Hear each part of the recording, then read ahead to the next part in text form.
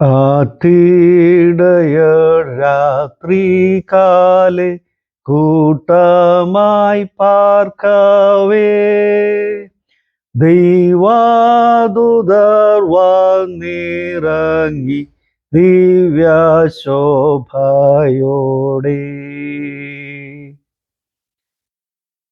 ദൈവനാമത്തിന് മഹത്വം ഉണ്ടാകട്ടെ. ഏവർക്കും സന്തോഷകരമായ ഒരു ക്രിസ്മസും സൗഭാഗ്യപൂർണമായിട്ടുള്ള ഒരു പുതുവത്സരവും ആശംസിക്കുകയാണ്. ലോകം ഒരു ക്രിസ്മസ് ആഘോഷത്തിന് വേണ്ടി വീണ്ടും ഒരുങ്ങുകയാണ്. എങ്ങും ആഘോഷത്തിൻ്റെ ഒരുക്കങ്ങൾ നാം കണ്ടുകൊണ്ടിരിക്കുന്നു. ക്രിസ്തുദേവനെ എതിരേൽക്കുവാൻ മാനവജാതി ഒരുങ്ങുമ്പോൾ നമുക്കും ആ ക്രിസ്തുദേവനെ എതിരേൽപ്പാനായിട്ട് ഒരുങ്ങാം. ദൈവത്തിൻ്റെ വലിയ തിരുകൃപയാൽ Saint Thomas CSI church of Greater ഹൂസ്റ്റൻ്റെ ഈ വർഷത്തെ ക്രിസ്മസ് ആഘോഷം വളരെ ഭംഗിയായി നിർവഹിക്കപ്പെടുവാനായിട്ട് ദൈവം തരുന്ന അവസരത്തെ ഓർത്ത് ദൈവത്തിന് സ്തോത്രം കരയറ്റുകയാണ്. അൽമഡ എന്നുള്ള സ്ഥലത്ത് നിന്ന് പുതിയ ഈ സ്ഥലത്തേക്ക് ദേവാലയം പ്രതിഷ്ഠിക്കപ്പെടുവാനായിട്ട് ഈ വർഷം ദൈവം നമ്മെ സഹായിച്ചു. അനേകരുടെ പ്രാർത്ഥനകൾ, സഹായങ്ങൾ, അനേകരുടെ പിന്തുണ നമുക്ക് ലഭിച്ചതോർത്ത് ഞാൻ ദൈവത്തിന് നന്ദി അർപ്പിക്കുന്നു.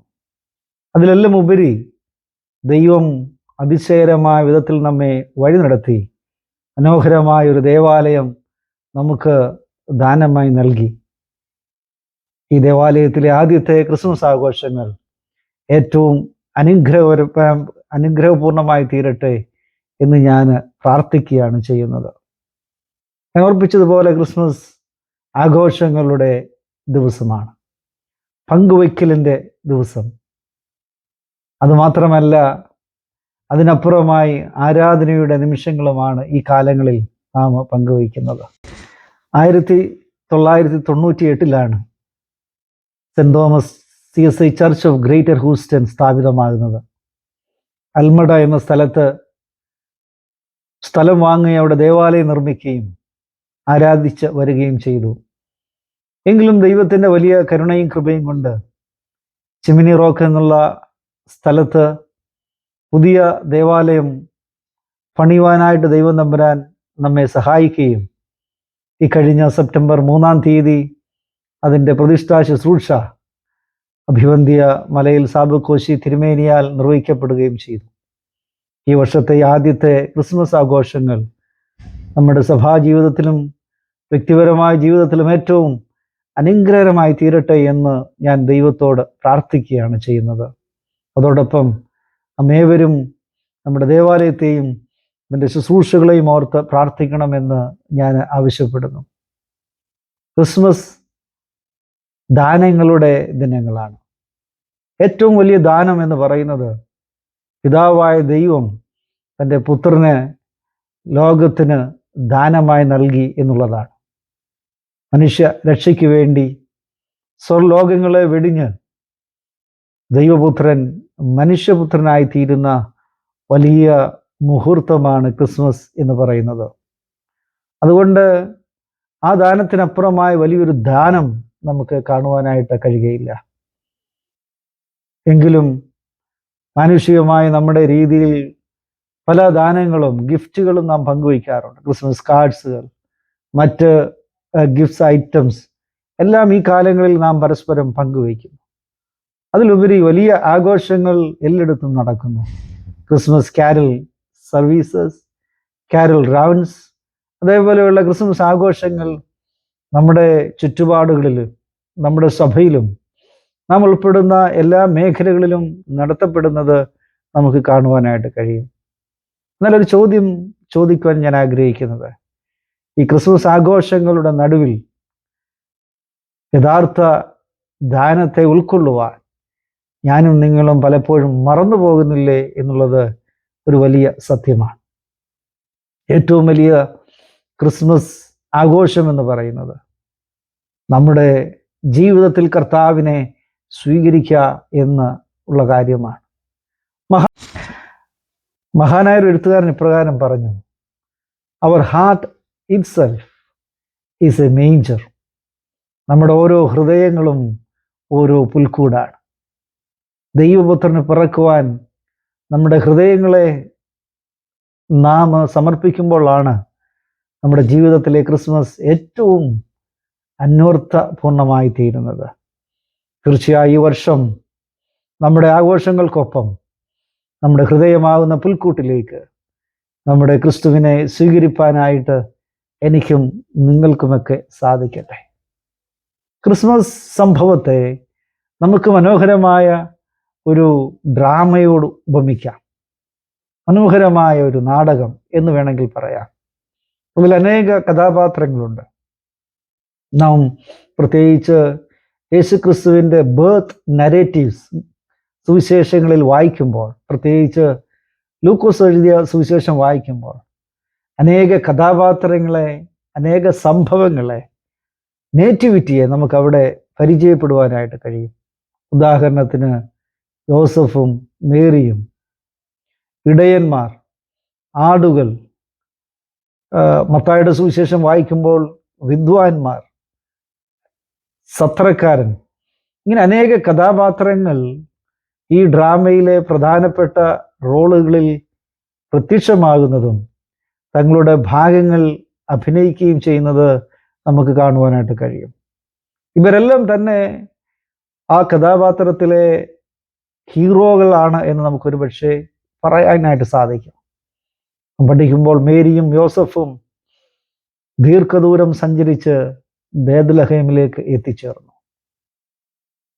ഇടയന്മാർ സ്വർഗീയ ദർശനം കിട്ടി വളരെ അനുസരണത്തോടെ യേശു കുഞ്ഞിനെ കാണുവാനായിട്ട് യാത്ര പുറപ്പെട്ടു. വിദ്വാൻമാർ കിഴക്ക് നിന്ന് ദീർഘമായ ദൂരം സഞ്ചരിച്ച് യെരൂശലേമിലെ ബേത്ലഹേമിലോളം എത്തിച്ചേർന്നു. ഇതെല്ലാം നാം വായിക്കുമ്പോഴും മനസ്സിലാക്കുമ്പോഴും പഠിക്കുമ്പോഴും അവരുടെ ഭക്തിയും അവരുടെ വിശ്വാസവും അവരെ ഈ കഥാപാത്രങ്ങളെ, അല്ലെങ്കിൽ ഈ ഡ്രാമയിലെ ഏറ്റവും പ്രധാനപ്പെട്ട കഥാപാത്രങ്ങളാക്കി മാറ്റുന്നു. എന്നാൽ ഈ കഥാപാത്രങ്ങളിൽ ഒരു വില്ലൻ കഥാപാത്രമുണ്ട്. ആരാണ് ആ വില്ലൻ കഥാപാത്രം? അത് മറ്റാരുമല്ല, അത് ഹെരോദാവ് എന്ന ചക്രവർത്തിയാണ്. പ്രത്യേകിച്ച് മത്തായിയുടെ സുവിശേഷം 2-ാമത്തെ അധ്യായം നാം വായിക്കുമ്പോൾ നക്ഷത്രം കണ്ട് യാത്ര പുറപ്പെട്ട വിദ്വാൻമാർ എത്തിച്ചേരുന്നത് ഹെരോദാവിൻ്റെ കൊട്ടാരത്തിലാണ്. അവരുടെ പ്രധാനപ്പെട്ട ചോദ്യം യഹൂദ രാജാവായി പിറന്നവൻ എവിടെ എന്നുള്ളതാണ്. മത്തായിയുടെ സുവിശേഷം 2-ാം അധ്യായത്തിൽ നാം അത് വായിക്കുന്നു. Where is the one who has been born king of the Jews? യഹൂദന്മാരുടെ രാജാവായി പിറന്നവൻ എവിടെ? ഹെരോദാവിനെ സംബന്ധിച്ചിടത്തോളം ഈ ചോദ്യം വളരെ അദ്ദേഹത്തെ അസ്വസ്ഥനാക്കി. ഒരു കാലത്തും ഒരു രാജാവും കേൾക്കുവാൻ ആഗ്രഹിക്കാത്ത, രാജാവിനെ വിറകൊള്ളിക്കുന്ന, രാജസ്ഥാനത്തെ ചോദ്യം ചെയ്യുന്ന ഒരു ചോദ്യമായിരുന്നു യഹൂദന്മാരുടെ രാജാവായി പിറന്നവൻ എവിടെ എന്നത്. കാരണം ഈ ചോദ്യം ചോദിക്കുന്നത് യഹൂദൻ രാജാവായ ഹെരോദാവിനോട് തന്നെയാണ്. അതുകൊണ്ട് ഈ ചോദ്യം അദ്ദേഹത്തെ അസ്വസ്ഥനാക്കി. നാം ഈ കഥാപാത്രങ്ങളെ കുറിച്ച് പഠിക്കുമ്പോൾ ഹെരോദാവ് ഒരു വില്ലനായി തീരുകയാണ് ചെയ്യുന്നത്. ഒരുപക്ഷെ എന്തായിരിക്കാം അദ്ദേഹം ഒരു വില്ലനായി തീരുവാനുള്ള കാരണം? അത് മറ്റൊന്നുമല്ല, അദ്ദേഹത്തിൻ്റെ അഹങ്കാരമായിരുന്നു. ദീർഘദൂരം സഞ്ചരിച്ച് തൻ്റെ കൊട്ടാരത്തിലെത്തിയ വിദ്വാൻമാരോട് ഹെരോദാവ് പറയുന്നത്, നിങ്ങൾ പോയി ചെന്ന് അവനെ നമസ്കരിച്ച് തിരികെ വരിക എന്ന്. ഏകദേശം 3 മണിക്കൂർ കൊണ്ട് എത്താവുന്ന ഒരു സ്ഥലത്തേക്ക് വിദ്വാൻമാരോടൊപ്പം പോകുവാനോ, അല്ലെങ്കിൽ തനിച്ച് പോകുവാനോ, അല്ലെങ്കിൽ തൻ്റെ പട്ടാളക്കാരെയോ തൻ്റെ അനുയായികളോ വിട്ട് അന്വേഷിക്കുവാനോ പോലും ഹെരോദാവിന് സാധിക്കാതെ പോകുന്നു. അദ്ദേഹം വളരെ ഭയപ്പെട്ടത് തൻ്റെ കാലിനടിയിലെ മണ്ണ് ഒലിച്ചു പോകുന്നു, മറ്റൊരു രാജാവ് ഉദയം ചെയ്യുവാനായിട്ട് പോകുന്നു എന്നുള്ള വലിയ വാർത്തയുടെ മുമ്പിൽ പതറിപ്പോവുകയും. എന്താണ് ഹെരോദാവിനെ അസ്വസ്ഥമാക്കിയത്? അത് മറ്റൊന്നുമല്ല, യഹൂദന്മാരുടെ രാജാവായി പിറന്നവൻ എവിടെ? ഈ ചോദ്യം ഹെരോദാവിനോടായിരുന്നില്ല, മറിച്ച് ഹെരോദാവ് മുറുകെ പിടിച്ച രാജ്യത്വത്തെക്കുറിച്ച് തന്നെയായിരുന്നു. അദ്ദേഹത്തിന് മനസ്സിലായി തൻ്റെ സിംഹാസനം ഇളകുവാൻ തുടങ്ങി. മറ്റൊരു രാജാവിത ഉദയം ചെയ്തിരിക്കുകയാണ്. എത്രയും പെട്ടെന്ന് അവനെ ഇല്ലായ്മ ചെയ്യേണ്ടത് തൻ്റെ അധികാരത്തിനും തൻ്റെ രാജ്യത്വത്തിനും നിലനിൽപ്പിന് ആവശ്യമാണ് എന്ന് ഹെരോദാവ് തിരിച്ചറിയുകയാണ്. വെറും 3 മണിക്കൂറുകൾ സഞ്ചരിച്ചാൽ ഹെരോദാവിന് ബേത്ലഹേമിൽ എത്താമായിരുന്നു. പക്ഷേ ഹെരോദാവ് അതിന് തയ്യാറാകുന്നില്ല. പകരം തൻ്റെ വിദ്വാൻമാരോട് അദ്ദേഹം പറയുകയാണ്, തന്നെ കാണുവാൻ വന്ന വിദ്വാൻമാരോട് അദ്ദേഹം പറയുകയാണ്, നിങ്ങൾ പോയി അവനെ കണ്ട് നമസ്കരിക്കുക. 3 മണിക്കൂർ യാത്ര ചെയ്താൽ എത്തിച്ചേരാവുന്ന ഒരു സ്ഥലത്ത് എത്തിച്ചേർന്ന് ലോകത്തിൻ്റെ അധിപനായ രാജാവിനെ വണങ്ങുന്നതിന് പകരം തന്നിലെ അഹങ്കാരം, തന്നിലെ അധികാരത്തോടുള്ള കൊതി, തന്നിലെ അഹന്താഭാവം അദ്ദേഹത്തെ പുറകോട്ട് വലിക്കുകയാണ് ചെയ്യുന്നത്. അതുകൊണ്ട് കൊട്ടാരത്തിൽ തന്നെ അദ്ദേഹം കഴിച്ചുകൂട്ടുന്നു. പ്രിയപ്പെട്ടവരെ, അതിൻ്റെ അനന്തരഫലം നാം കാണുന്നത് ബേത്ലഹേം ഹോളോകോസ്റ്റ് എന്ന് പറയുന്ന വലിയ ഒരു കൂട്ടക്കൊലയിലേക്ക് ബേത്ലഹേമിനെ നയിച്ചു എന്നുള്ളതാണ്.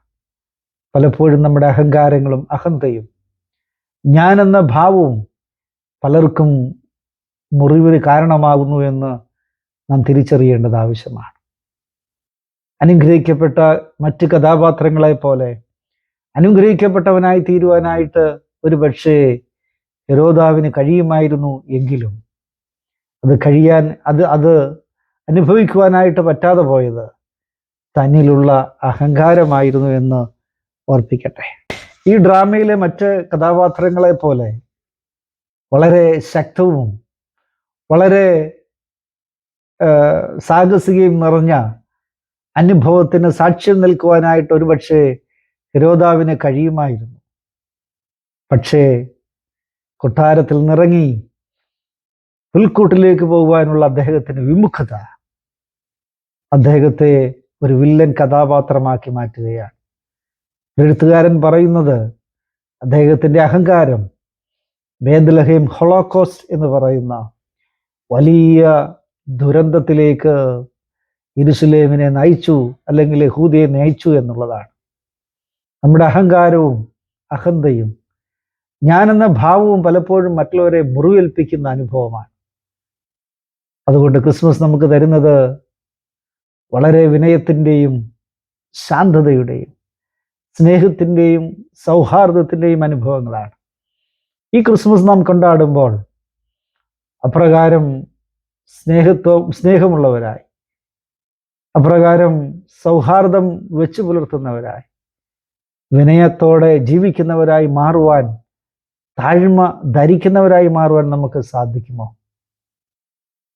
അതിന് നമുക്ക് കഴിയുന്നുവെങ്കിൽ ഈ വർഷത്തെ ക്രിസ്മസ് ഏറ്റവും ശ്രേഷ്ഠകരമാണ്. പൗലോസ് അപ്പോസ്തലൻ ക്രിസ്മസിനെ കുറിച്ച് പറയുമ്പോൾ ഫിലിപ്പി ലേഖനം 2-ാമത്തെ അധ്യായം അതിൻ്റെ 1 മുതൽ 12 വരെ ഉള്ള വാക്യങ്ങൾ നാം വായിക്കുമ്പോൾ യേശു ക്രിസ്തുവിന്റെ ജനനത്തെ പൗലോസ് പറയുന്നത് അവൻ ദൈവത്തോടുള്ള സമത്വം മുറുകെ പിടിക്കാതെ ദാസരൂപമെടുത്ത് മനുഷ്യനായി അവതരിച്ചു എന്നുള്ളതാണ്. അതിന് വേദശാസ്ത്ര പണ്ഡിതന്മാർ പറയുന്ന പേര് എംപ്റ്റിയിങ് ഹിംസെൽഫ്, തന്നെ ശൂന്യവൽക്കരിച്ചു എന്നുള്ളതാണ്. ഗ്രീക്ക് വാക്ക് ഉപയോഗിക്കുന്നത് കെനോസിസ് എന്ന്. Kenosis is a process by which we empty ourselves. നമ്മെ തന്നെ വിനയമുള്ളവരാക്കി തീർക്കുന്ന, വിട്ടുകൊടുക്കുന്ന ഒരു അനുഭവത്തിലേക്ക് നാം വരുന്ന ഒരു പ്രക്രിയയ്ക്കാണ് എംപ്റ്റിയിങ് അല്ലെങ്കിൽ കെനോസിസ് എന്ന് പറയുന്നത്. യേശു ക്രിസ്തു തൻ്റെ സ്വർഗീയ മഹിമകളും പദവികളും വെടിഞ്ഞ് മനുഷ്യ രൂപമെടുത്ത് ദാസനായി ഭൂമിയിൽ അവതരിച്ചു. അതുകൊണ്ട് വിനയത്തിൻ്റെ, ദാസ്യരൂപത്തിൻ്റെ ഒരു വലിയ ആൾ രൂപമായി കർത്താവിൻ്റെ അവതാരത്തെ പൗലോസ് വരച്ച് കാണിക്കുന്നു. ഈ ക്രിസ്മസ് ആഘോഷിക്കുമ്പോൾ നാം ആർജിച്ചെടുക്കേണ്ടത് ഈ വിനയത്തിൻ്റെ ഭാഷയാണ്, ഈ വിനയത്തിൻ്റെ സ്വഭാവമാണ്.